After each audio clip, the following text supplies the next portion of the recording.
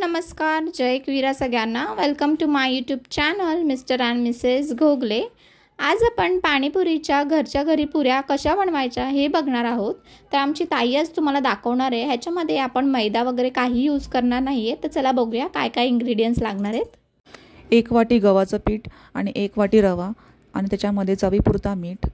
त्यानंतर आपण 3 ते 4 चमचे छोटे चमचे तेल घ्यायचं आहे. ते मस्तपैकी कडक गरम करून घ्यायचं आहे.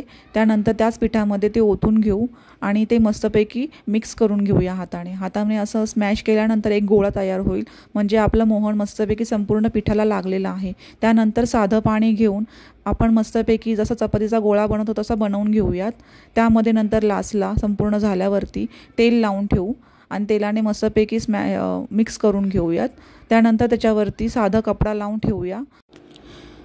त्यानंतर आपण मस्तपैकी पोलपाट लाटणे तयार करून ठेवू. त्याच्यानंतर जे पुऱ्या आपण आपल्याला गोळे करून घ्यायचे आहेत त्याच्यासाठी मी एक छोटंसं एक वाटी होती ती घेतलेली आहे आणि एक कपडा घेतलेला आहे सुती आणि मोठा आपण जो चपातीचा गोळा घेतो तसंच मी त्याला घेतलेला आहे आणि पटापट आपले पुऱ्या पण लाटून होतात. तुम्हाला जर छोटे छोटे गोळे करून पुऱ्या करायचे असेल तर तसंही करू शकता. माझ्याकडे साचा होता म्हणून मी तो पटकन मोठे मोठे केलेले आहेत.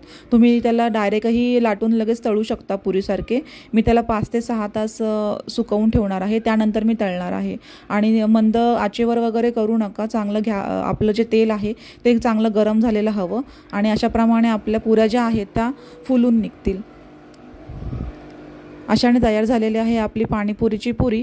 तुम्हीही घरी बनवून बघा, ट्राय करा आणि ही क्रिस्पी पण होते आणि 2 ते 3 तासने अजून क्रिस्पी होणार ती.